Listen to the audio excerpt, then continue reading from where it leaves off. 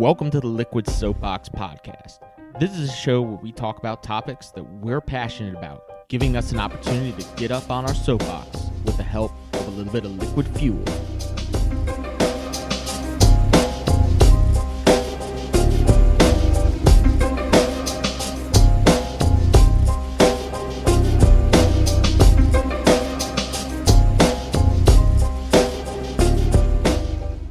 Welcome to the Liquid Soapbox Podcast. I'm Dominic Battistella. I'm your host. And of course, as always, we've got Clint Webb as our co-host today. Good afternoon. And we're being joined by Matt Johnson and Doug Kiesewetter. I know I'm coming in with my NPR voice today because I'm trying to calm emotions before we have what could potentially be an emotional conversation. Buongiorno. Because we... Bring it on. We're going to talk about what is your duty as an American. That's a good way to start it, Doug. Really. and the first thing you need to do to be an American is you need to crack a PBR. That's right. Before you speak Has your to be first a PBR. word. It is red, white, and blue. It could be a Budweiser, right? They are owned by InBev, which is no longer an American brand. Yeah. Not a Budweiser exactly. fan. Rather Well, have the I'm PBR. not a Budweiser fan either, but I thought that was interesting that the King of Beers is now owned by a foreign conglomerate. Yeah, can we all just accept that Americans don't do everything better? That's very true. The first thought of this podcast will be that American exceptionalism is dead. And it started with the foreign purchase of Bud Heavy. Did it ever actually exist? That's another question. But Well, we're going to through genocide and oppression, we've made sure that everyone Yes. accepted that we were better than them, whether we were or not. Yeah. or at least we'll tell them that. Yes. So Have a blanket. That was fucked. the reason we're having this conversation, first of all, Doug is here because Doug owns the place. Okay, That's so right. he's the proprietor of the podcast studio that we are podcasting from, and he is graciously allowing us to utilize the podcast studio, which is an amazing facility, and I'm so happy that we have the ability to utilize it, and thank you very much for that, Doug. And then we have Doug and Matt on, especially because they are both service veterans, and Kind of still current. I've spent the last 16 years overthrowing and stopping the overthrow of foreign governments. So Yeah. I feel like maybe I have at least some experience in this realm. sure, You definitely do. And so, Doug, you were a Green Beret. I Right. am still, yes. You am Yep. still. Yep. Okay. I So you're still- currently, active. I'm a National Guard service member here in the state of North Carolina. Nice. Okay. Yeah. Okay. So there's active service actually member. there's two special forces groups in the National Guard. Okay. One is predominantly on the West Coast, and the other is predominantly on the East Coast, like different states. But And then Matt, you were a Marine. Correct. Well, Correct. once a Marine, always a Marine. So, Well, Yep. of course. yeah. So I did 4 years in the Marine Corps. And then I recently, within the past 2 years, started dabbling in a little private contract work. Okay. It's from fun. talking to a variety of Marines, I'm led to believe that my time as a Green Beret makes me almost as good as they are. It depends on how many crayons you can eat. I have a huge hunger for crayons. So, Oh, dude, you're good. yep, we're all on the same page.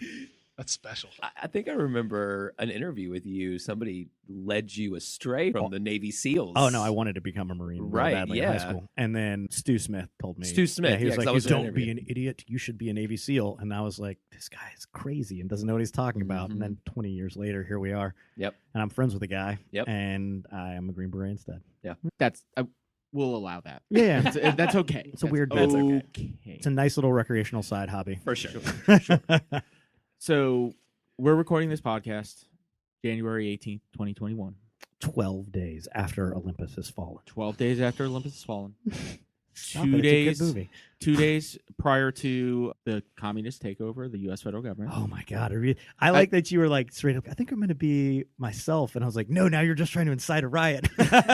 So Free healthcare not- for not- everybody. Not that I believe that. Look, okay, so Joe Biden gets inaugurated in 2 days. With that a I- 25,000 strong National Guard presence protecting him from It's like sure. freaking war zone, guys. from the rest of America. It's Sure. what everybody. We- It's what every other country looks like after their elections, not us. We had on the 6th, Every other third world country. the Yes. the U.S. Capitol was taken. essentially. Taken right? over? I feel like this for is several dramatic. hours. Yeah. Yes. Some rabble rousers with very little agenda broke in the door and took a bunch of selfies. Yes, they did. You had a handful of people with zip ties that were looking to Didn't do know I don't carrying know zip what. ties was man. illegal now, but whatever. No, but But to carrying them into the Capitol with very is probably illegal. Yeah, Carrying specific anything purposes. into the Capitol like that. I was only disappointed they didn't turn Harry Waxman into a sex toy. Interesting. My loins burned for him. He's so powerful and manly. All right. off the So rails quick. I'm going to preface this. Okay. You guys, I'm imagining, are a bit more on the conservative side of the spectrum. And I will only say that because you both brought very large firearms into the studio prior They're very to small. the start of this They're conversation. very small guns. They're very small guns. They're Big just guns. pistols. Big guns are way bigger. Look, to be fair, the bullets are small. Yes. The bullets A are lot of them just come out at the same time. Oh, no. In the series. Well, in a series. Clint and I, on the other hand, are card-carrying, commo, pinko, liberal. I can't Are you going to Whatever say you that wanna now? say. I was like, can't man, say you it. are very. I was boo. We are on the more on the left side of the spectrum, and Can we go on record as saying we're all on a spectrum? we are all on Yes. the Actively. that is A spectrum. that is correct. That being said, can we all agree that we all love this country? Yes. I am proud as fuck to be an American Yes. every day, and But I think we can do better. We can always do better, Yes. right? yeah, Yes. absolutely, Yeah. And I certainly think we can do better than invading the Capitol. I'm not. Yes. So I will go on record as saying I do not support the ideals of the people who Well, certainly kicked in the door at the Capitol. Right. Sure. Politically, period. And where I exist on the spectrum is really irrelevant. I'm mostly a libertarian, so I believe in ultimate freedom. I also believe that we're in an odd position in our country where everyone feels disenfranchised for potentially valid or invalid reasons. Everybody feels like they're a victim too. They all feel unheard. Everybody. They can't express. They don't like change. They want things to stay the same way they are. And the idea, But they want everything to change all at the same time. it's weird because I think that the reality of the situation is that the things that people want to change, well, and my attitude is they're all local issues. It's not about a federal thing. Like people can talk about abortion and healthcare and all these other things that are federally mandated issues. But the reality is like most of the things that really bug people are happening at their local levels and they're not addressing them through local elections.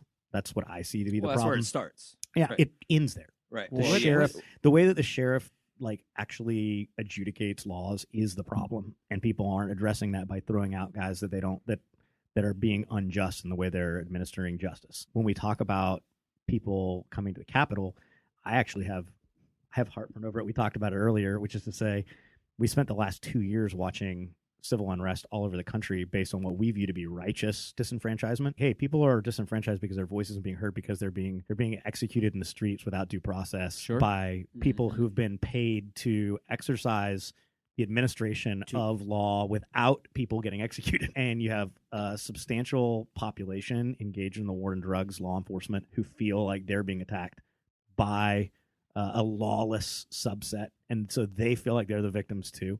Sure. And then you have people that are rioting and burning down businesses because they're trying to strike a blow to the patriarchy or whatever it is. I don't know. It's hard to say. I'm not sure it's a patriarchy. I like to say patriarchy. It makes me feel good as a white male. I Use think one of those 50 cent recently it would be the white supremacy.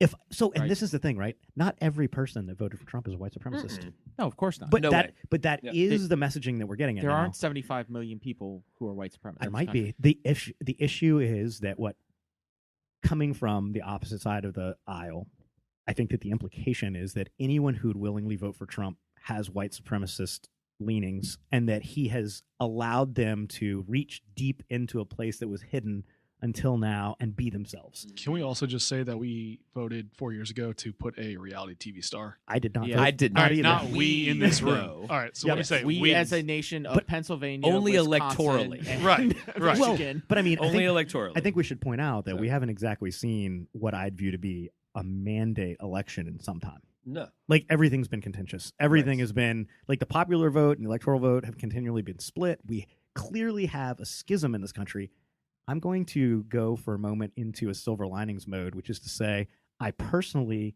felt warmed to see previously every person that invaded the Capitol was law and order first. Right. All of this kicking indoors business and burning things to the ground, these people are all criminals and should go to jail.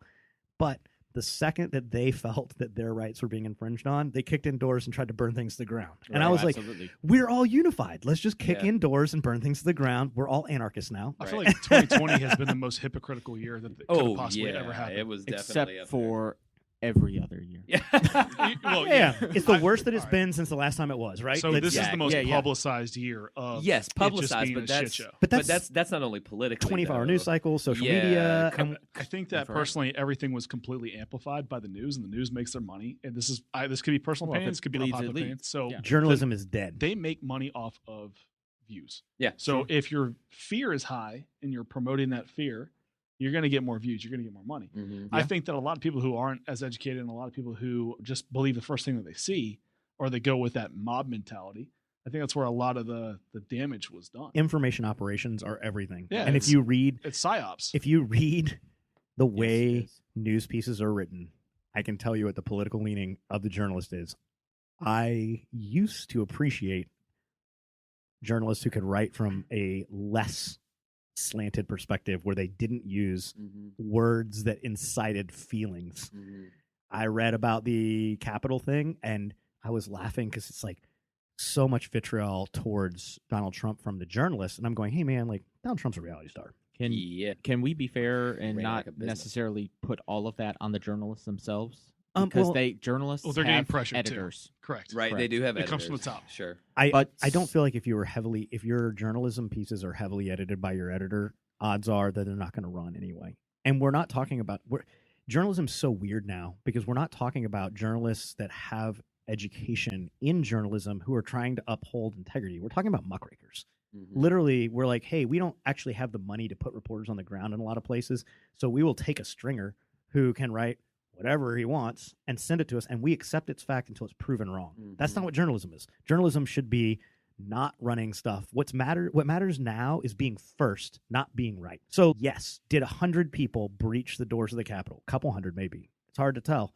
Did a bunch of people stand up on the Capitol because of a mob mentality? If the University of Kentucky won just look at Alabama. Just look at the Alabama national championship and see all those kids. Dude, that's what makes me laugh. When white people in America were angry about BLM riots all over America, they were very quick to ignore that white people in Kentucky will roast every car in town when they win a basketball championship. Right. Now that white people are trying to roast cars in DC, now it's my thing is to say, hey, peaceful protests, we can all get on board and saying that's a valid thing. We can also mostly get on board saying most change that we see in America and everywhere else in the world comes from some degree of violence or like instilling fear in people. Like, absolutely. Look at Trump. Gandhi may have sat around and had a sit-in and been peaceful, but the Indian people were having riots and like turning over tables in the market after he sat around and didn't do anything for a while. Everywhere Martin Luther King Jr. gave a speech, there was civil unrest afterwards. That's why people said he was an agitator. Civil unrest is what drives change. My point is to say people are so quick to condemn the opposite side that we can't ever come to the middle and be like, oh shit, like we do have a problem in law enforcement and it's a lack of training. Like you have to go to more school to be a hairdresser than to be a cop. Cops might be upset about that, but that's the reality. And you probably make more. You absolutely do. Depending on where you are and your experience, I think it changes. The extra overtime hours as a cop aren't too bad. But there are ways out of the disenfranchisement cycle that we're in, but like psychologically, socially, we've programmed people to believe that like the trajectory they're on is a trajectory they have to stay on. And we were talking about this in terms of people that went to DC and rioting. I was there 4 weeks ago, and I was like, who are these people? There wasn't a unified front. Yep. They were buying Trump gear because it was something that was unifying to them while they were there. But it was just a bunch of people who were frustrated about not having a job. But like bars and restaurants are closed. I'm not going to work. I might be a critical worker, but my wife isn't. Like, how are we doing single income now when we were living off of like $12 an hour wages? Sure. People are frustrated. And it's funny because real wages haven't risen since the 80s. And if we talk about like people are being frustrated. I don't know. You guys listen to Tyler Childers at all? Like he's a bluegrass singer, pretty good, but he has consistently written about like smoking American spirits and doing cocaine and classic bluegrass stuff. And he did an all instrumental album that the last song on it was about like basically the BLM riots, and a bunch of people listened to him were all mad about it. And it was like, it's like this guy shouldn't talk about his politics.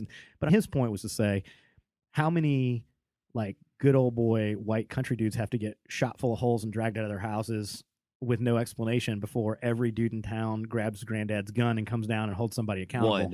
One is the answer. We're at that place, which is we have that poor Air Force veteran who was part of QAnon and probably a Looney Tune.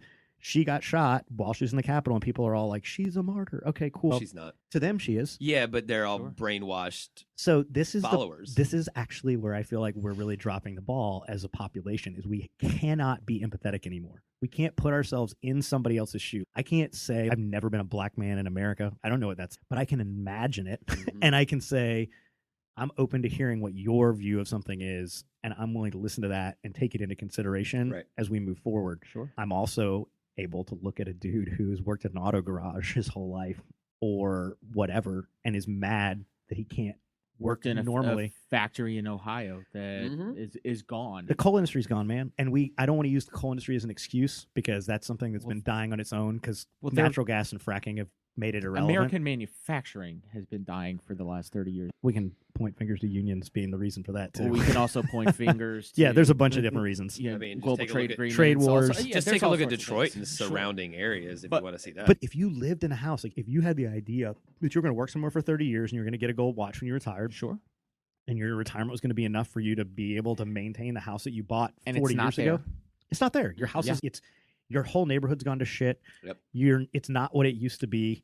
And you want to blame other people. And you know what? The uneducated and closed-minded way to blame other people is to choose people who don't look like you and blame them. That also comes from nature versus nurture.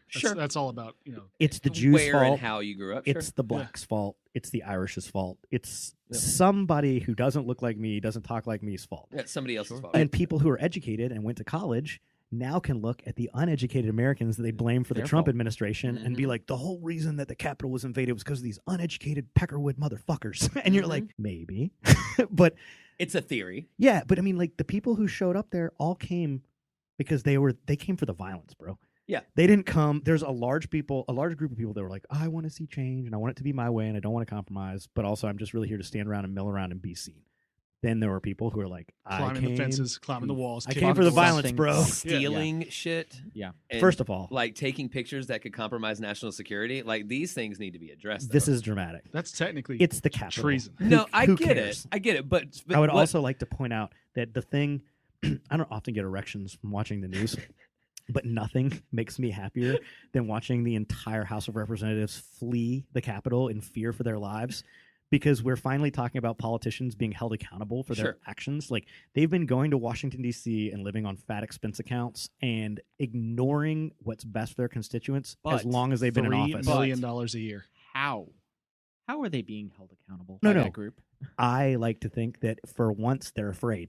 Instead of sitting in an office somewhere and laughing at their dumb constituents who they humor while they consume $3 million a year in resources, they now are like, oh shit, the same people I thought were idiots are now like, maybe they're going to hurt me. I'm like, okay, can I ask a question? Yep. So as former military, both of you guys, seeing these complete waste of people sitting in the seats that are so sacred to this country and democracy. You're talking about politicians, right? No, sorry. No, I'm going to step back. I'm going to step back. Let me see if I can't clarify this a little bit. As members of the military, you took an oath to defend the Constitution. Right. Yep. Correct.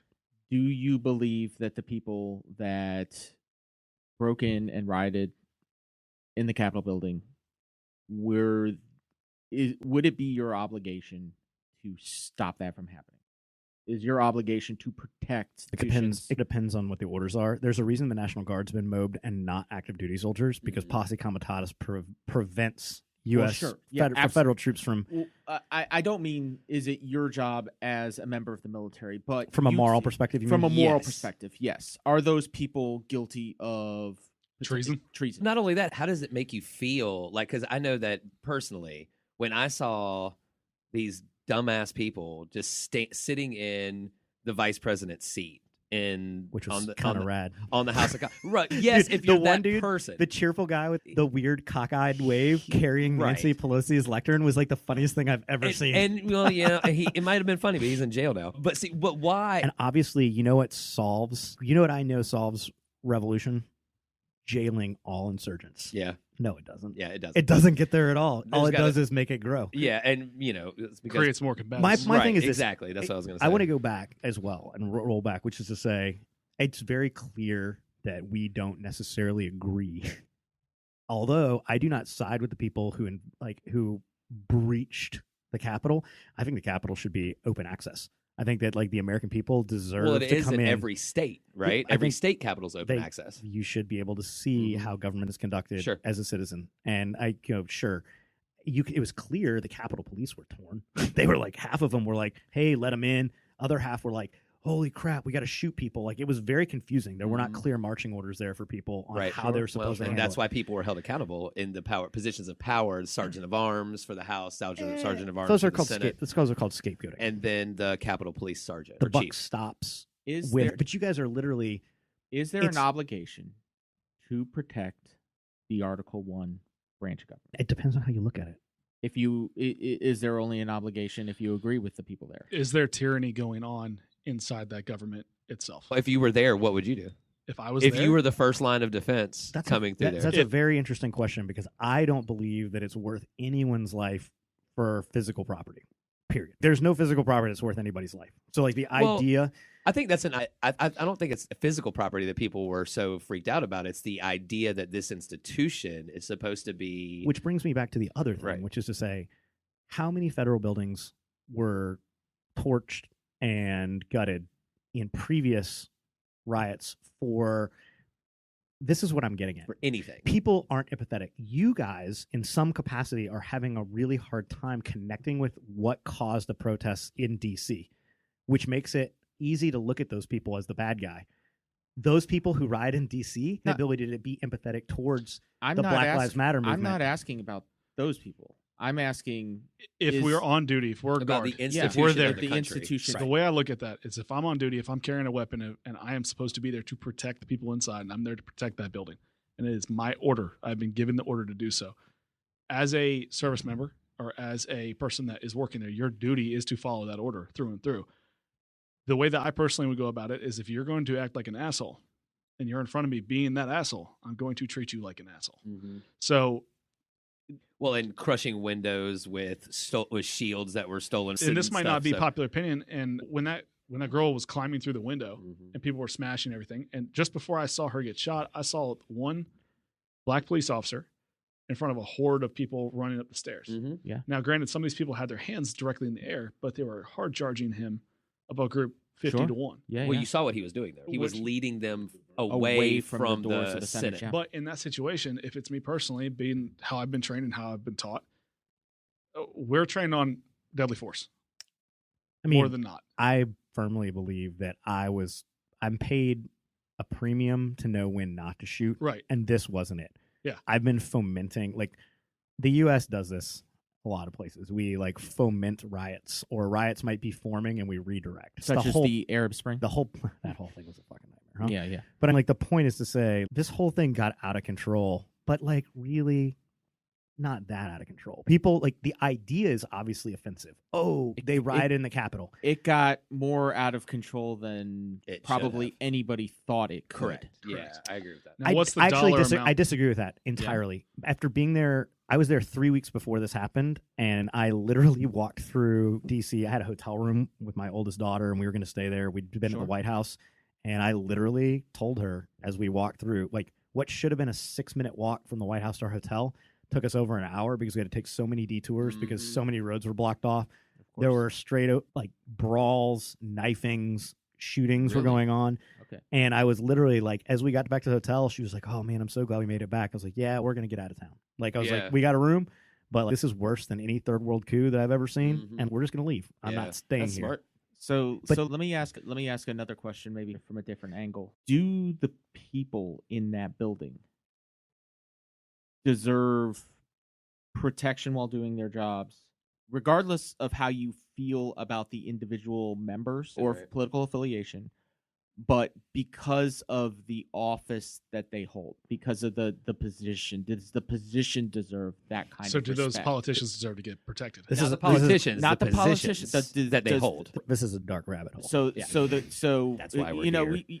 you hear about the White House and you hear about the difference between the man, the president himself, and the office of the White Correct. House. Right. So does the office of the members earn them the respect and the protection, or is that distinct from the document itself that you swore an oath to?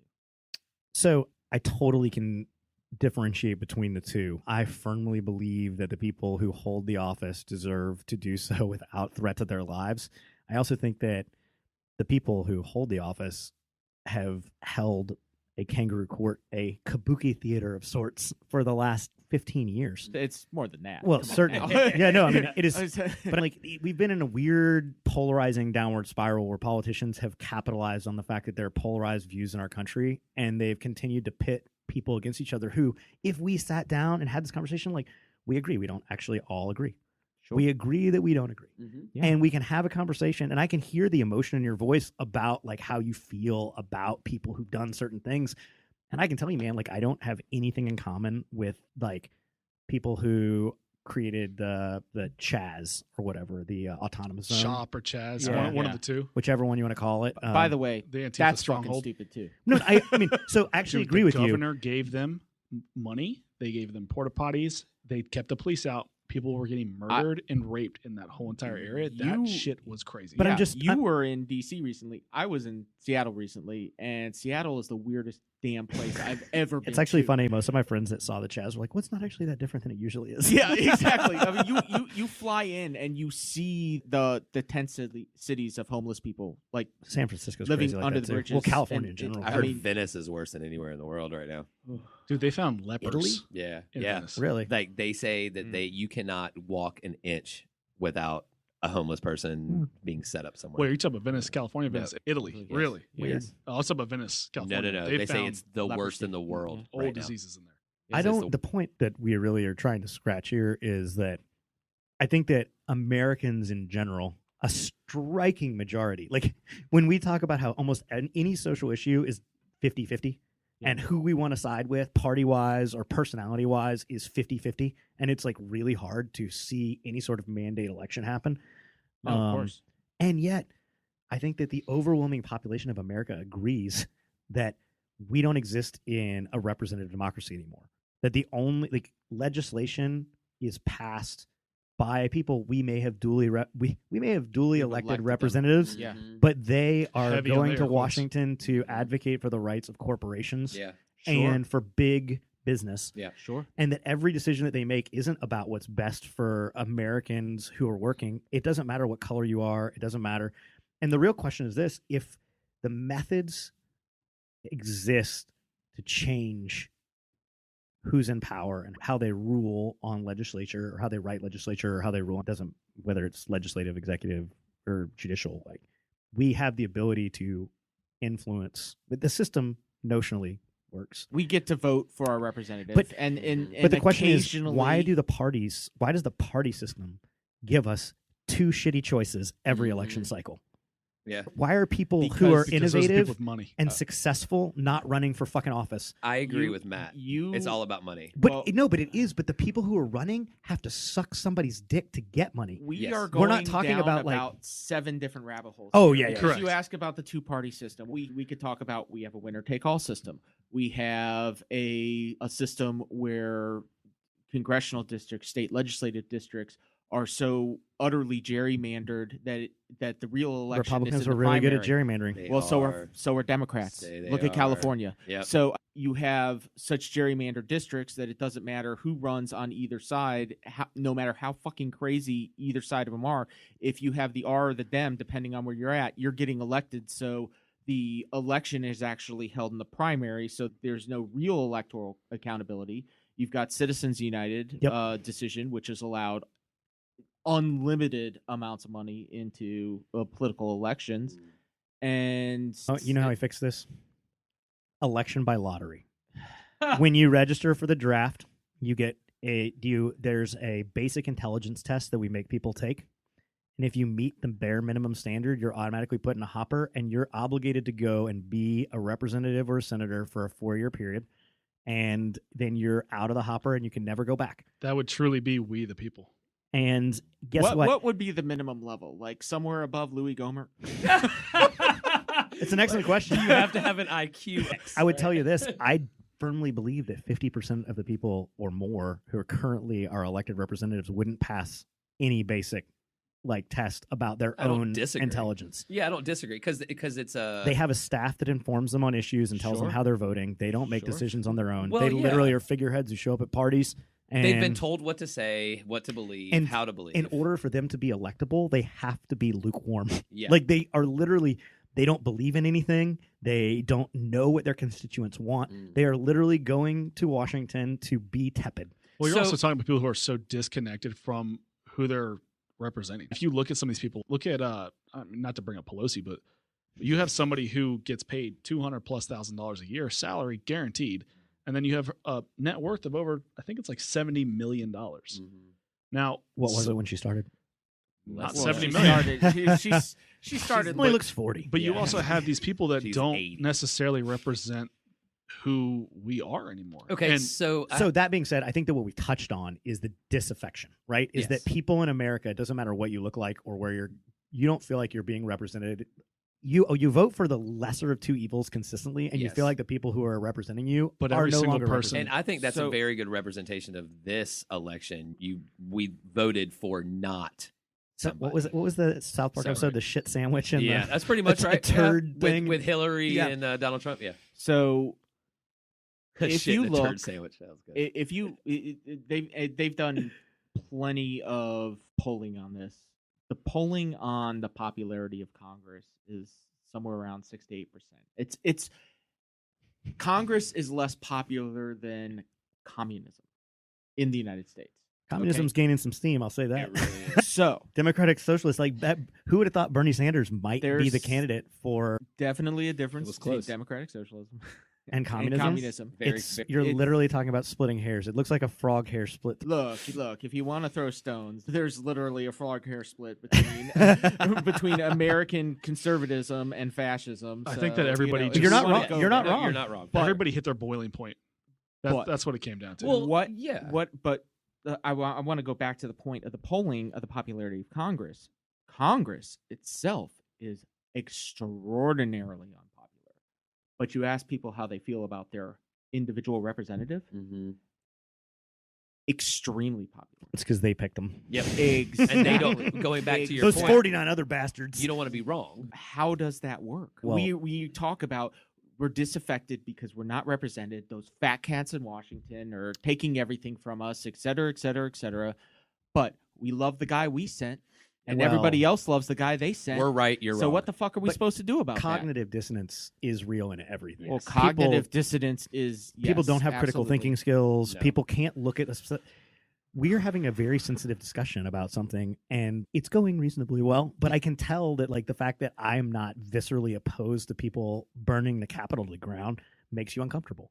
And I'm like, hey, Uncomfortable conversations are good to have. though. America started with a revolution. Yes. and I don't think that this is that, right? But what I do think is interesting is that the things that caused us to have a revolution against England were trivial excise taxes and feeling like we didn't have a voice with authorities that were dictating how we should live our lives. And we're talking about... Well, that's what we learned in history class. Well, I mean, that is an accurate representation that less than 3% of the population were actively engaged in rebelling against the British. Most everybody else was cool with the status quo. And they got carried away by a mob mentality, and there was enough inertia that they were like, hey, we're in for penny, in for pound. So I don't know if have you heard of the Malcolm Gladwell podcast, Revisionist Yeah. History? So he dropped a podcast. It was either 2 or 3 years ago on July 4th, talking about the founding of the United States and what sparked the revolution. Turns out that what he found is that the vast majority of our founding fathers And we're talking about the ones that were give me liberty or give Yeah, me yeah. death, those folks. Not John Locke was a character on Lost. So they were tea smugglers. Yeah, no. I'm 100% They- aware that these guys got mad because they were seeing the profits of their unethical businesses horned in on. And they Exactly. didn't want to pay taxes on something that was going well for them. No. They didn't get pissed off. They didn't drop the tea into the Boston It was because Harbor. East India Company was getting involved in... They didn't drop the tea into the harbor because the taxes went up on tea. They dropped the tea into the harbor because the British actually dropped the taxes on tea, and that made the legitimate tea imports less expensive than the smuggled So tea more popular. imports.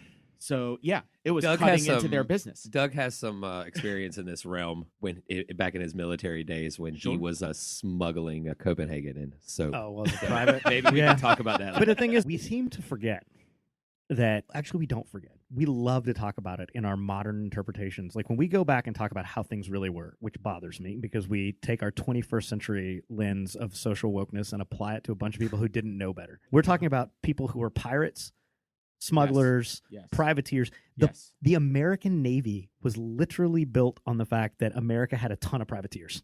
The Navy was literally a bunch of dudes that were like, we're pirates, but for now, your shillings are good. Let's do this thing. Yeah, sure. Give me that flag and let's go. And we So, yeah. literally were a bunch of wild-ass frontiersmen and polygamists. And yeah, we want to talk about the Pilgrims, and everybody was like a Puritan who came here and had strong religious values. Strong, weird religious values that got them kicked out of England. Like, Right. y'all are Yep. too weird. You need to leave here. You gotta go. Yeah. And okay, cool, man. But we are still a very divided nation of people who disagree greatly. And yet we've all somehow managed to hold on to a false sense of bootstraps. Hey, we did this for ourselves, combined with a lot of social entitlement. Like these things, I pay taxes and these things should be free, but I don't get anything out of them because my government's so poor at administering my taxes that I don't actually see anything out of it. Do you think Sure. that we're at the point of a small scale revolution? No, because people are uncomfortable. Okay. Revolutions happen when people are uncomfortable. If you can't feed your kids, gunfire starts. Now, not to say that outlying like zealots won't try to shoot guns. I Right, think they sure. will. But I think that it will be small scale. It'll be very like Timothy McVeigh-ish, where you're like, wow, a lot of people died, but it's one or two people doing Right. something. It's more at an ideological level now. But what's crazy is that the people who are willing to blow up the bombs, their ideologies aren't that far off from a large portion of people that are very upset with how things are going. And the reality of a lot of how much of that do you think is legitimate, and how much of that do you think that is like a consumption of a particular style of media? Because we talk about media influencing people, we- Definitely. Fake how news. they felt, well, Fake- about how they felt about those Capitol riots. But then the same people that were there at the Capitol riots had their perspective on God the was there. election. They had their perspective on the election It was warped by the stolen. media that they consume. That a number of them are involved in the Q conspiracy theory. Well, let's and- talk about that because here's the thing, man. When are we going to hold the media accountable for? Well, they're not because What? they're Well, it's because It's there's like you one said side earlier. for either. the And so they're not. journalism is a slave to clicks now. It's insane. Yeah. You see Anderson Yeah. Cooper, you need to run because shit's about to go down. I if you mean, see It's him. the same thing with Jim Cantori and the Weather Channel. You see him in your spot. It's time to get the fuck out of Dodge. There's either a winter weather storm or a hurricane that yeah. you're not going to want to be a part of. Mm-mm.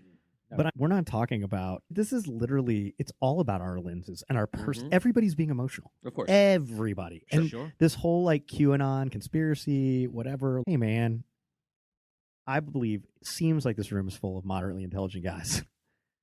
We hope so. You don't have to see the actual fire to see a lot of smoke and be like, man, I think there's a fucking fire over there. Yeah. Sure. And if year over year, every election cycle, everyone is raising hell about fucking like undue influence from outside nations, fucking tech issues with the way we're administering voting machines. Yeah. Are they red herrings? Are they trying to scare people about the process? Sure. Are they trying to influence the process? Both parties, everybody, since the dawn of elections, has been trying to figure out a way to war game elections and make them come out in their favor.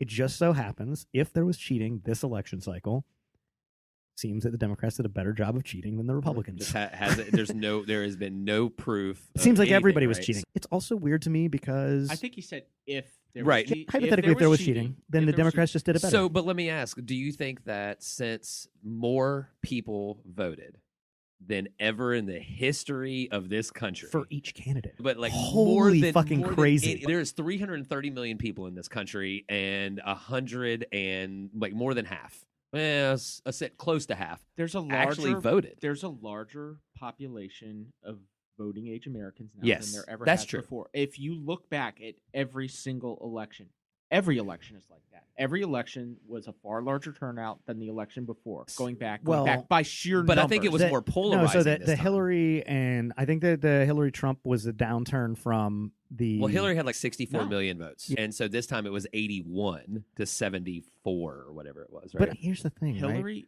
We can assume that what we're Hillary proposing. Hillary got more votes than Obama did in 2012. You're right. Trump got more votes than Mitt Romney did in Right. 2012. Andy got more than McCain. The only the only candidate that got more Obama. was Obama Right.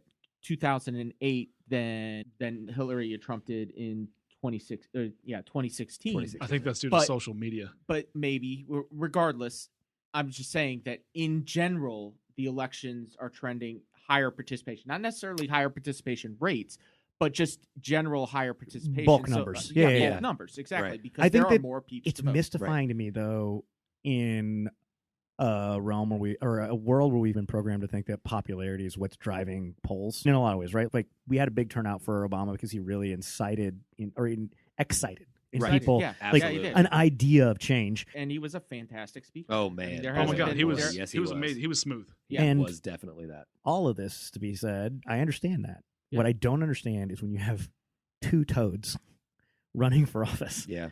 and you're literally like, wow. Like the thing, so when we talked about hypocrisy as being like one of the driving forces of what was going, like, hey man, like we're all hypocrites now. It's crazy to me. My whole thing about the Capitol is to be like, hey, if you supported the riots for BLM because you understood and commiserated with their predicament, like you were sympathetic to their cause, you should at least take a step back and assess why you're not sympathetic to the people who are doing the same or similar things in DC. Mm-hmm. At least ask yourself that question.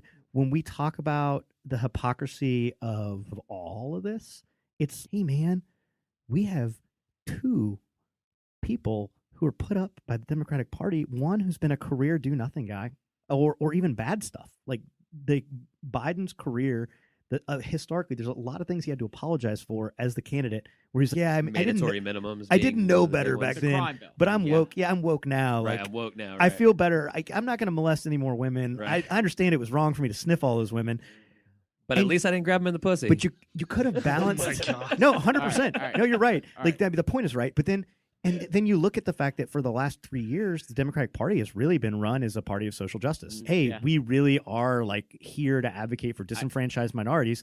And you know who we're going to pick as our vice presidential candidate? The oldest white guy in the field. No, for We're the gonna president. pick a corrupt district attorney with a track record of keeping minorities in jail past their minimum sentence for Drug charges for simple drug charges, and But who's she's proud but of it. She's a multiracial woman. She's woke, man.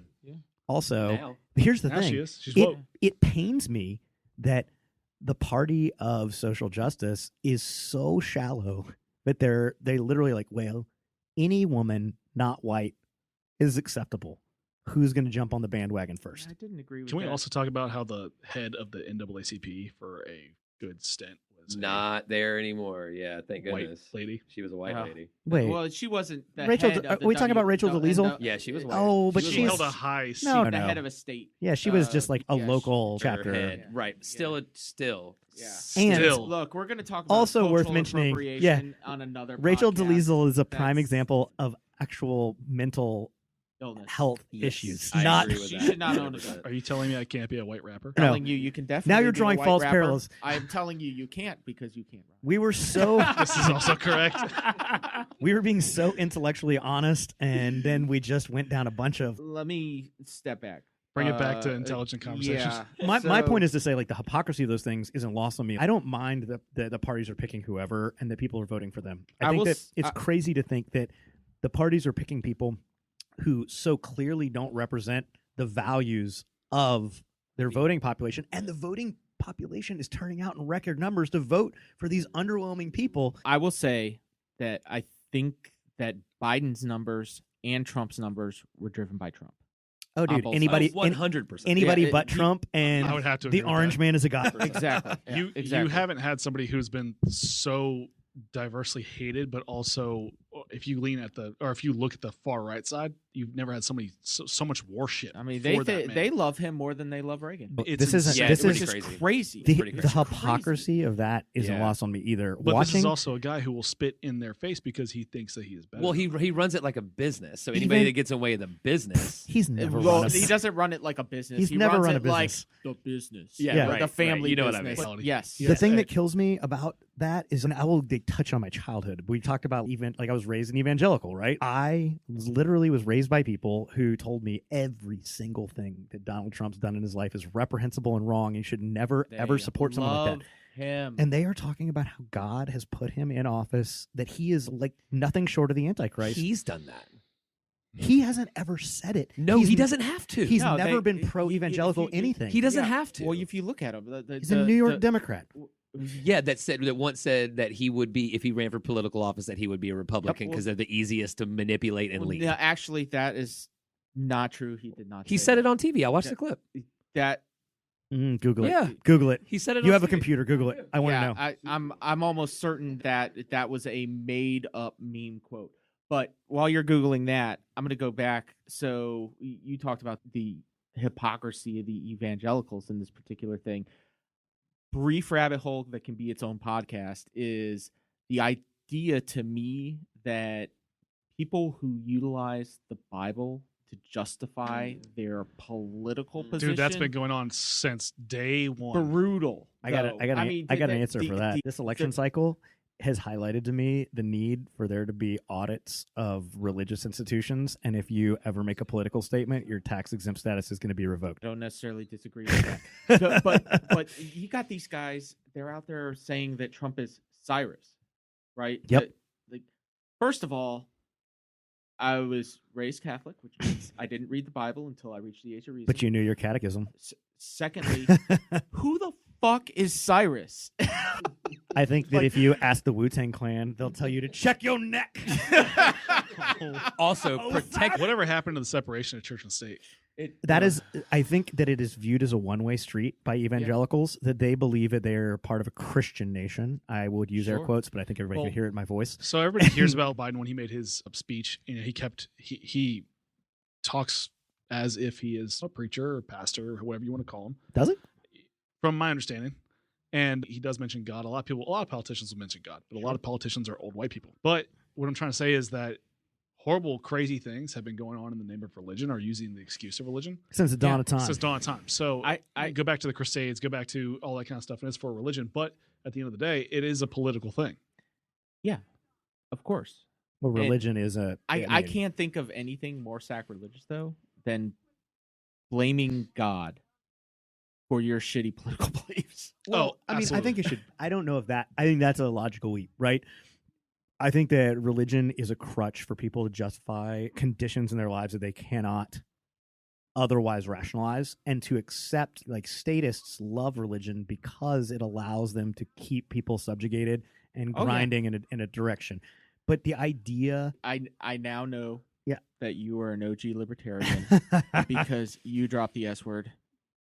I'm sorry. The Libertarian Party is full of weirdos. Can I tell you, when I was in high school, I was competing at the Harvard Debate Invitational. I'm from Virginia Beach. We flew up there for the you tournament. poor sweet summer soul. Yeah. We'll talk about that at another time. I definitely not a libertarian.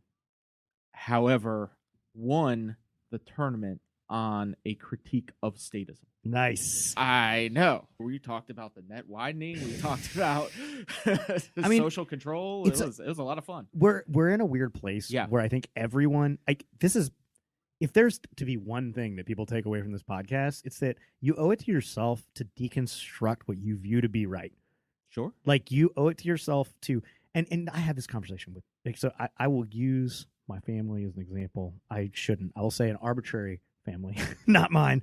But I was talking with my evangelical mom the other day, and she told me that she knew for a fact that Barack Obama was gay and that it was an affront to God's law that he had been the president, because not only was he born outside of the United States, but she knew for a fact that Michelle Obama was actually a man. And I was like, what circular email did you get that in? That was a forward, right? Holy like you shit. literally got that in some fake news forward email. I don't know where And to she begin goes, with that well, one. where do you get your news and what makes it right? And I was like, I don't know how to argue that except to say that you're a really you're a super intelligent woman. Like, really, truthfully. Yeah. It left me stymied because I don't like to think of my family as being unintelligent about how they view things or how they're processing information. What's interesting is I've now been, I subscribed to a subreddit about critical thinking. And there's a couple articles that were interesting to me, which is to say that apparently people who are more willing to accept anecdotal evidence as fact, like people who want to view the world experientially, are more likely to vote Republican. People who want to base all of their worldviews on data are more likely to vote Democrat. Is that because of, as Stephen Colbert said, the fact that reality has a liberal bias? Or Well, it's funny, right? Because like people who are quote unquote intellectuals do rely very heavily on data. Sure. But as someone who's experienced a lot in my life, I've been very interested by the fact that no matter what the data says, when you step into the Thunderdome, the reality on the ground for the competitor in the arena is very different than what the numbers said beforehand. So I am somewhere in the middle, which is to say I respect people's anecdotal experience, but I also am like, that's your experience. It's not the overwhelming statistical norm. But how you see the data is also based upon your experience. But I mean, I think that how you interpret the data. But I will credit liberal intellectuals with being intellectually honest enough to process the data in a fair way. And there are fair ways to process data. It's not like numbers can't say anything you want. They can, but it's not intellectually honest. And if you know how statistics work, you can look at a data set and be like, they cherry pick the shit out of this, or arbitrarily, the numbers do. The Nick Wright of politics. In that sense. But I think that what's crazy is like people should be able to go back and deconstruct. And I think so, like, looking at the way people process problems is one thing. That's a starting point, and understanding that helps. And then also accepting that the way we process media is different than it's ever been.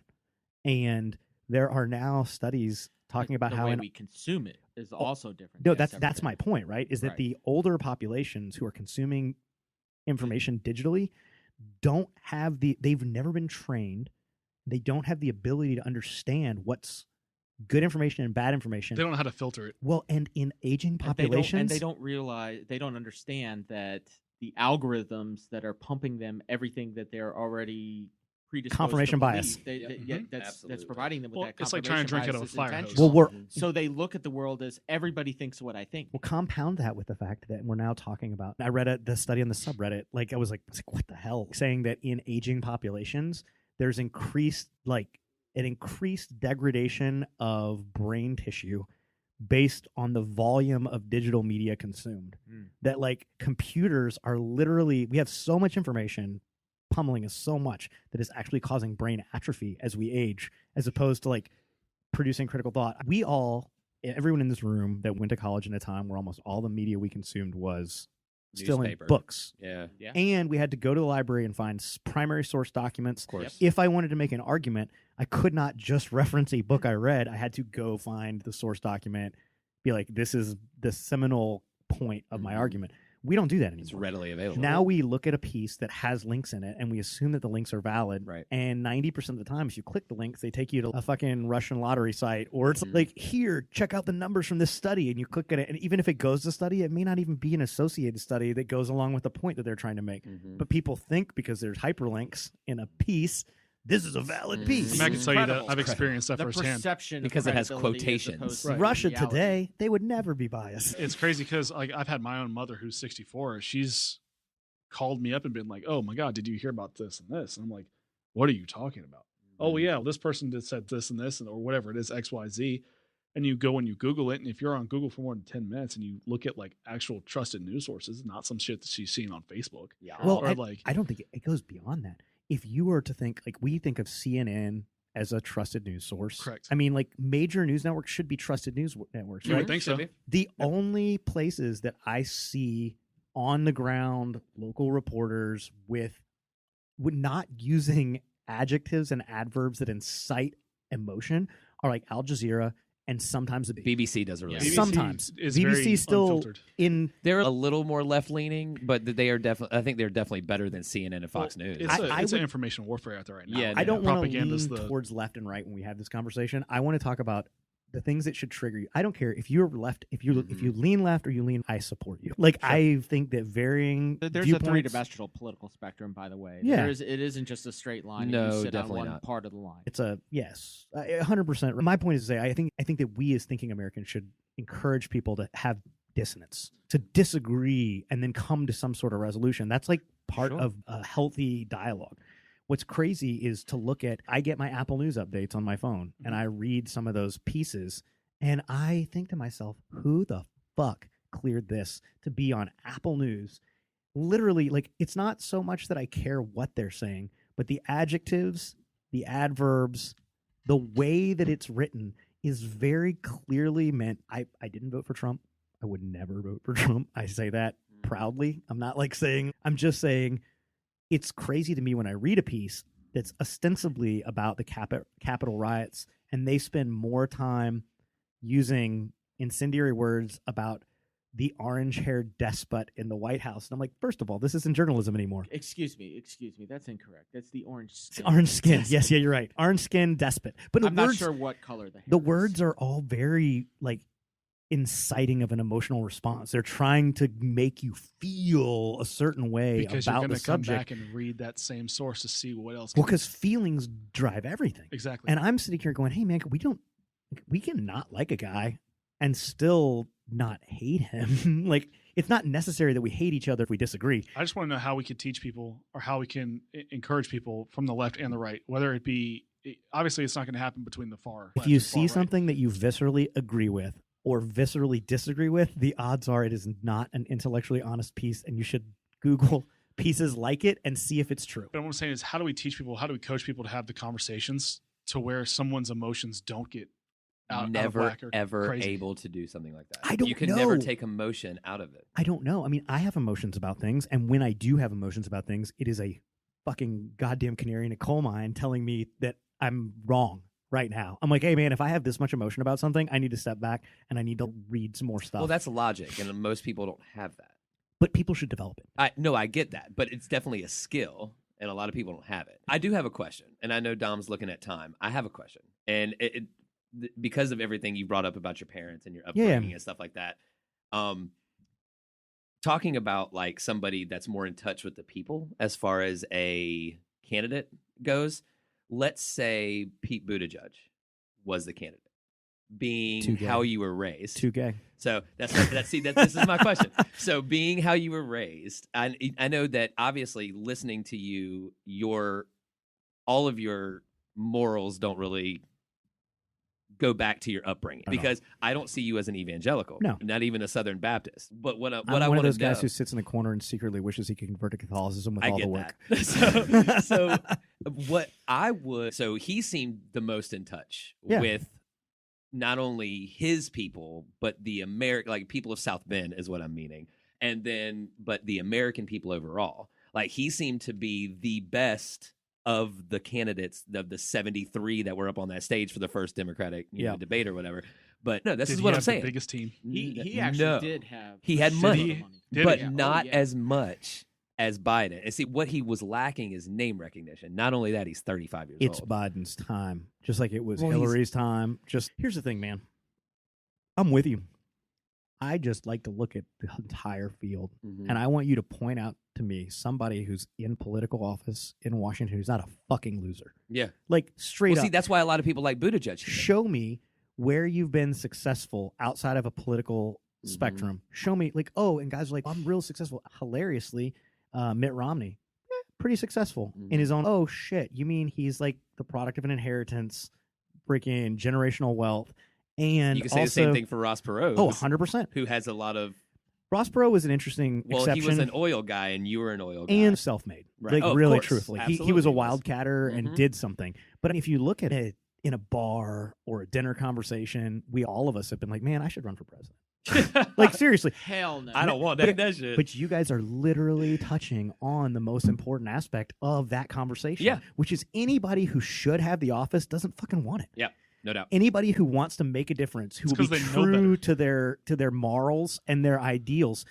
I looked at running for office in Cumberland County as a Democrat a few years ago, and I had property there, and I thought, you know what, I could be a Democrat even though I wasn't raised this way. Like, I believe in the cause and social justice, etc. And as I submitted my application to be one of the council members for the town of Hillsborough, and don't live in the township. So, like, I wanted to get involved, but what's funny is when I talked to the selection committee about what it would look like, any law pertaining to the Constitution is an infringement on any of the amendments. There's an amendment process, so we can put another amendment in if you want to change it, go for it. But any law that limits the Constitution is an infringement on people's constitutional rights and shouldn't be on the books. That is not how the Democratic Party looks at things. Right. No. And they Nor is it how the Republican Party looks at things. No, because that would, if we said that the people of America actually had unlimited freedom based on the way the Constitution was written, that would limit the power of the federal government. And the federal government doesn't want their power limited. They want it expanded over and over again. The budgets get bigger, the authority gets broader, and they tell you more and more what to do. And I am literally here to say that as an American citizen, you and anyone, no matter what their IQ is, has the ability to do whatever the fuck they want until they hurt somebody else. When they hurt somebody else, they're going to pay the consequences. But it's not my job to predict what they're going to do. It's not my job to be like, I saw a look in their eye. Let's put them in prison for 10 years because I think they were going to do something. Like, you should be able to do stuff. Fortunately, thought crime is... It's coming. Not a crime. It is coming. That's Minority Report shit. Now, 100%. Yeah. Minority Report is coming. We Not are even literally... that, but when you get a charge that's conspiracy to do this or conspiracy to do that, there's tons of people that are in jail, have been locked up, or even charged. Well, that's because they were dumb enough to write it down or tell somebody else or have it recorded. All the time. Like, you saw that cop show about the cop that was really into all the like super gross BDSM shit, and then his wife ended up getting killed and chopped up or whatever, and they almost I think he probably did it. I think that the dude got convicted, but the whole TV show was about how the actual evidence that they were presenting was very light compared to the fact they were like, well, look at him on these internet chat rooms talking about cutting chicks up and like getting off to it. Shouldn't do that. But like, it's crazy, right? Yeah. But the point is, was that Army guy? Is that his no, name? no. Army something? I can't was, remember. That was recent. It's like when you're married to somebody that likes serial killer shows, and you're like, I like serial killers. This rings in my head, but I don't remember what it was. But yes, like, the reality is that who it is? Army Hammer. He was recently. Is that his porn name? No, it's actually his real name. That's crazy.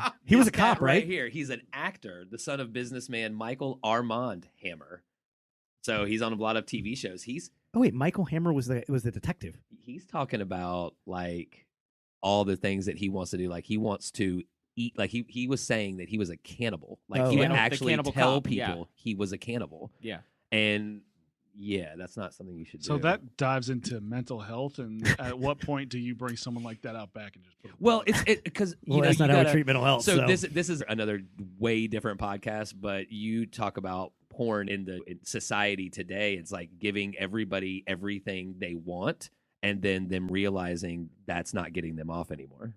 And so they have to go to other things. This is a different topic because we're talking about serotonin and right. You know, that's why I said different show. So, but I mean, if we come back to what we originally were talking about, like the Capitol, it incites emotions for everybody on both sides. You're seeing a symbol getting taken down. I think that's what it is. And the people who, what's funny is, y'all ever had an argument with your old lady where you are like, yeah, no shit, right? And I can answer that question now. And you're like, answer is yes. Hey, you know what? Tell me what bothers you. Just like, I'm not gonna be mad anymore. Tell me what it is that bothers you. You mean not what's wrong with you? And then she literally will tell you how she feels on me in my dream. And it's all of the things that you feel too. You're like, how do two people feel the exact same way about something from two different sides when they feel like they're the one who's wronged? The people who broke into the Capitol view themselves as patriots. Right. They think that they are rebelling against an oppressive government. Now we talk about what the definition of oppression is. Do they really know what oppression is? I don't think it matters. I think that if you feel oppressed in a large group, that disenfranchisement should be credited and a conversation should be had. No one can tell you what oppression means to you specifically. That's correct. And when we talk about like the Black Lives Matter movement, like I can't pretend to know what an inner city black person feels about anything. What I can say is when they tell me, I don't just laugh at them and be like, fuck you. Equal opportunity says you're going to get into whatever college you want. Look at you. You should play pro sports. That would be racist. Correct. Like the point is to say the same way I don't know what caused those chuckleheads to show up in Washington, D.C. every week. But I think it has a lot to do with the fact that for over a year, they haven't had jobs. Yeah. And they've been locked in their fucking houses. And the media, consumption. And Even people who voted for Trump who say they won't wear masks, in a lot of ways, the idea of COVID and the fact that it's targeting an elderly population is scary as fuck. So just because you don't agree with wearing masks and you refuse to wear doesn't mean one, you don't have a mama or a daddy. Well, yet These are your the mom and same dad people- still get COVID. Exactly. And they still die from it. Exactly. And now you're mad because this government conspiracy has, goddamn, man. Well, like, that brings on the echo chamber. But the same people that showed up for this and have been hurt significantly by COVID are the same people that showed up in 2016 to vote for Trump because Maybe they were we hurt, don't know they that. were hurt. They were hurt in the 2008 recession. Did you look at the statistics on that? Trump lost a significant amount of ground with Mhm. white males He did. and gained with blacks and Hispanics, males and females. I mean, look at Florida. which is crazy to Yeah. me. I was like, how did Same. you get Miami-Dade points on my- County. Yeah, Doesn't make any sense. That's a whole nother topic. it is, but I mean, what it looks wanna- like the white males were the ones that made sure Trump didn't get reelected, which is But crazy. I want to step back and talk about like the perception of disenfranchisement, the perception of oppression, because Versus the if reality, or? regardless. Okay. And I want to talk about reality because there's a lot of parts of this country where there's a large white post-industrial community that has been ravaged by the Change. loss of change, Yep. by the loss of manufacturing, by Rochester, New York. Use it as an example. drive from Erie, Pennsylvania to Cleveland, Ohio. Yep. Every Steel one belt. of those little towns between there on Lake Erie, where it was a small port town, and the import export along the lake was what was driving the economy there. And again, you had large unions and people that thought they were going to retire with their gold watch. Now those towns are completely dilapidated. They look like Anacostia in the 1980s. Yep. And they have the same drug epidemic, except this time it's Meth. and that is real. Yep. That it's not necessarily sure it's that not those are the- political oppression, it's economic oppression, and it's real to people. And they blame somebody for it. They got got to they blame somebody, yeah. because you can't just accept that that's just a reality of the world. It's impossible. It's the Scooby-Doo meme where they're like, we're going to love take the mask off and look, we'll finally find out who's responsible for all of our That's a bad good one. decisions. And then it's me. That's a really good one. Except People, here's the thing, man. Personal ownership in the United States is fucking dead. Yep. And here's the other thing. The myth of the fact that people ever did it for themselves is a lie. sure. We used to have strong communities. We used to have organizations, fraternal organizations, a sense of ownership in a community for outliers where we took care of people that were suffering. That migrated to saying it's the church's responsibility to do it. And then when the church basically was like, shit, this is way more than we can do, and we only can take care of the people who come here, Sure. all of a sudden now it's government's responsibility to do it. But government's literally, we don't know how to do this. Like, we had limited social programs, and all we can do is pour more money into a poorly administered program. So, like, how do we save people from themselves? What we need to do is, like, Start over. maybe, but if Just this do goes that. to the college thing, right? Like, I mean, this is a totally different, we should have an episode on the colleges because the corruption of college, like, This opening up the college loan system to an open market and removing government regulation from that would dramatically lower the cost of education, and it would put a focus on valuable degrees. Now kids go to college and I'm going to get a liberal arts degree, and you're like, wow, you spent $100,000 on a liberal arts degree that you'll never use. Like, maybe you can, like, I have a liberal arts degree. So let's put a pin in that one. Okay. The point of it is just to say that you have a choice to pick a job that pays better. Like, for instance, we'll use the coal belt as an example, right? There are government-sponsored programs to train coal workers. People don't use those programs because they don't want to, because their dad was a coal miner and his dad was a coal miner and his dad was a coal miner. And it's what they do. Are you going to train a 50-year-old coal miner or truck driver or retail worker or whatever how to be a Python programmer? Yes. The programs exist to do it, and people but aren't taking them up. Are you going to do that? Because they succeed at 0 to 15%. Andrew Yang ran an entire presidential campaign about how ineffective those were and what we really need to do, in his opinion, what we really need to be doing about Do you not that. think this falls on the individual themselves? The disenfranchised? Does that disenfranchised individual need to step up on their own to change their life? It's kind of a At a mixture. certain point. Yeah, I don't. Where's that point? Personal responsibility is weird, though, when you're talking about an institutional albatross around that person's neck. Yeah. Like when that person doesn't have options. What's weird is we're talking about a balance between sociological programming, like the way someone has raised and is programmed, versus the idea that they have to start over at a completely unplanned point. Mm-hmm.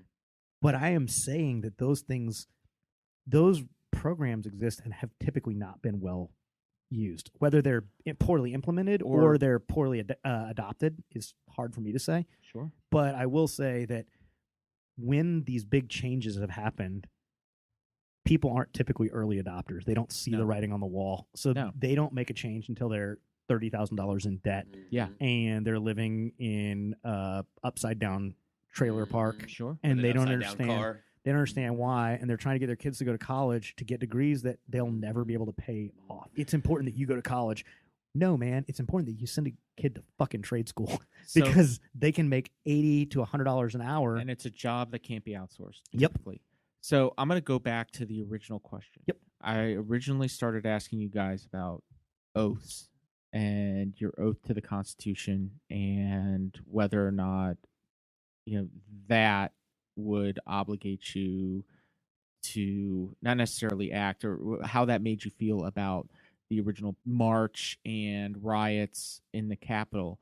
I want to expand on that just a touch and ask you, based upon all these problems that we've been talking about and things that we've identified as truths that are impacting the way we see the world and impacting how things are done and impacting people's lives on an individual basis, is our system worth saving, or would we be better off with something else, and why? It's so hard to answer that question completely because you take this oath to something that you believe in and something that you take wholeheartedly. And with what we've seen, what we've all experienced is, and the dilemma that I personally have with it is, what happens when you take an oath to that thing and that thing changes? It's no longer the same thing. I don't think I've kept my word much in my life, so I'm not too worried about it. I think flaky is the word you use a lot. So we'll go with that, maybe? It's a nuanced decision-making process. Here's the thing. Traveling all over the world and seeing other governments dissolve and be rebuilt in some capacity, I am an outlier because I see the Iraq story as a huge success. I think that Iraq would have been undeniably better if we had left Saddam Hussein or at least the Ba'ath Party in power. Sure. However, what we have done is we have watched a very accelerated short-term gestational period of the formation of what I view to be real democracy in Iraq, because we came in, we overthrew a government, and we went through a ton of growing pains, and a series of democratic elections have put into power a bunch of people that don't want the U.S. there. And they are people who fought the U.S., who vociferously disagree with U.S. intervention in the Middle East, and the people of Iraq have put them in office. Yep. And what happens when you say, what we have right now isn't working, let's change everything, you do not end up with a product that you like. You end up with a product, and it might be a democratic product, but it is probably not going to be something that everybody is like, whew, this is an improvement. Everybody's not going to agree on anything. So. And the process to get there is brutal. Holy it's gonna be shit. It's gonna be especially ridiculous. in this country if you with think that 350 million guns. It gets weirder 400. because 400. we don't. Excuse me. We have I a very missed 50. odd gun culture in America. It's We very do. strong, But it's it's different than anywhere else for sure. So what happens over the next 4 years? Do we think that disenfranchised find a franchise?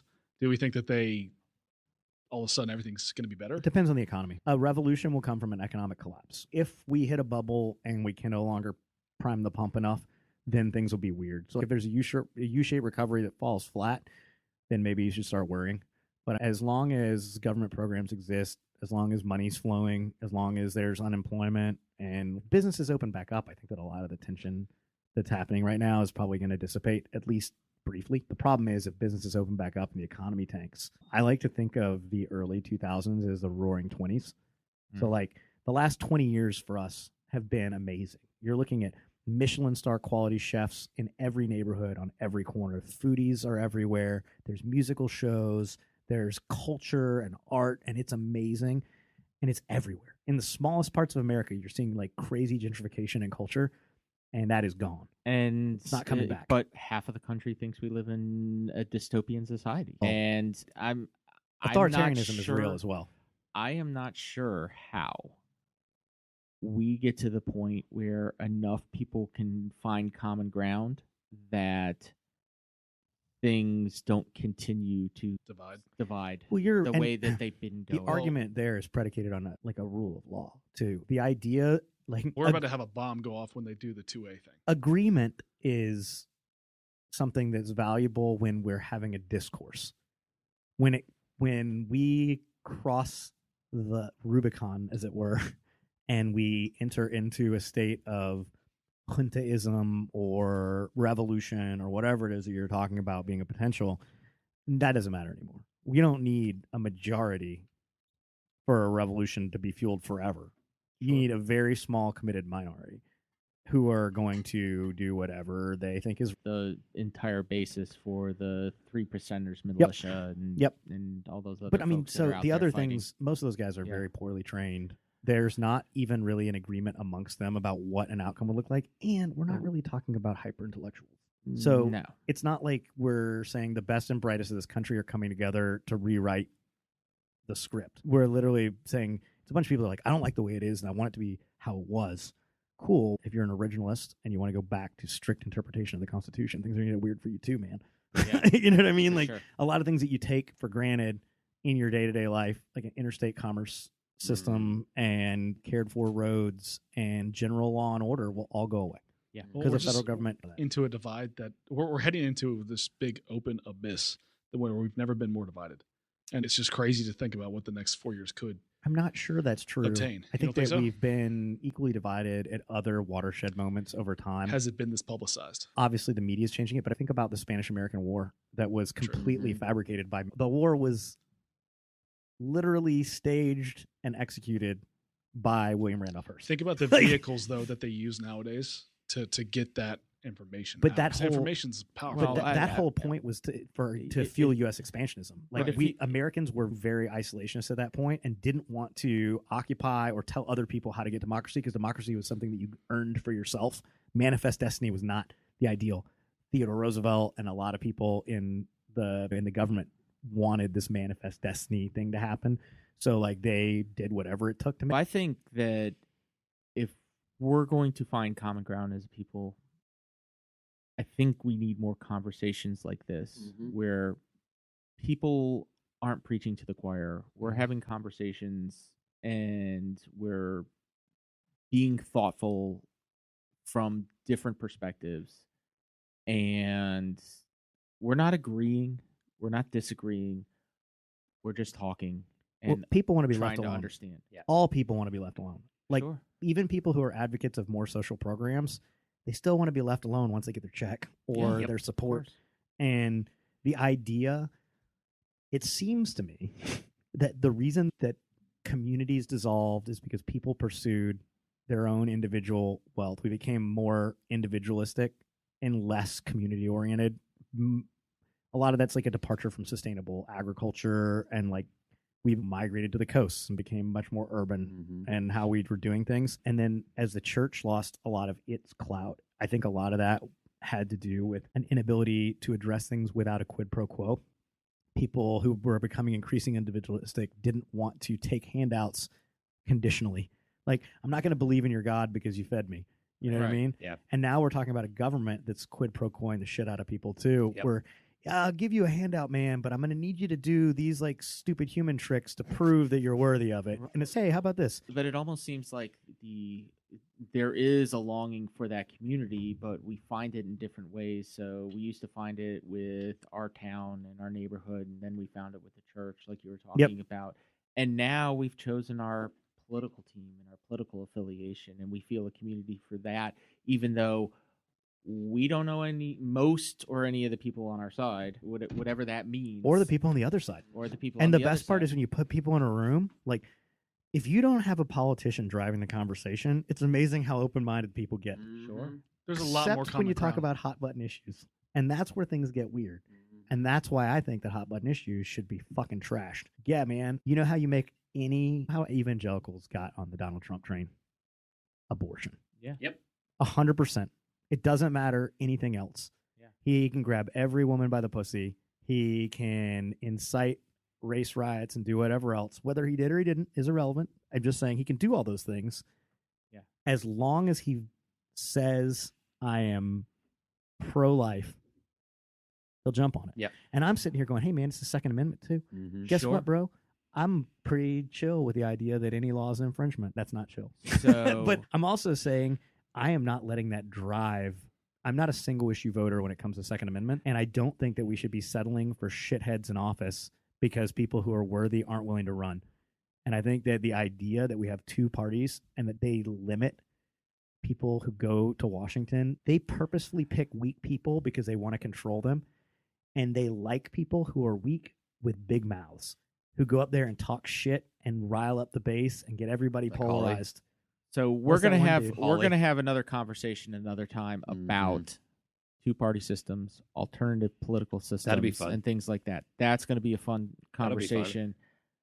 And I do want to say, as you mentioned, trashing hot button topics here on the Liquid Soapbox, we are going to grab onto those third rail topics with both hands, and we're going to work through them. I And mean, we're not going to solve the damn there's no problem. resolution. We're gonna prove Talk to about people it. Let's just talk that about you it. can have a conversation about it without turning into an irrational asshole. You Yeah. just have to come correct. Yeah. You murdered them damn babies. Yeah. Yeah. If you come correct with the conversation, and we can sit down and have these kind of conversations. And that's what's fun about it. whether Yeah. it be 2A, whether Yep. it be First Amendment, whether Yep. it be any of this stuff, or even going into the abortion conversation. If you come correct and you're able to have a conversation, intelligent Mhm. conversation, that's the key That's point, the key. with other people who can articulate how they feel without getting super Mhm. emotional about it. I think that a lot of people could learn from this podcast, and a lot of people could tune into this and be like, maybe I'm listening to somebody who is on the right side and I'm on the left side, or Mhm. vice versa. Maybe I could pick up on what they're saying, and maybe I could do a little bit more research. Maybe I could learn something from this to just Definitely make don't yourself a disagree with complete that. player, so to speak, or round out your beliefs. Sure. Plot Mhm. twist. None of us are intelligent. On that note, Matt, Doug, thank you very much for being on the podcast. I Yes. really appreciate it. We're going to have to do this again sometime. Y'all need to Absolutely. give out my mailing address so I can get all the hate mail from people. Oh, just As it starts to pour in, I will Doug forward it directly to Kiesewetter you. on Facebook, LinkedIn, Yeah, Instagram. I'm as really the hoping. Elephant Slayer. I'm really hoping on that Instagram. I get a lot of hate mail from that one-eyed Jack. All right, y'all. Thanks, Peace guys. out. Appreciate it.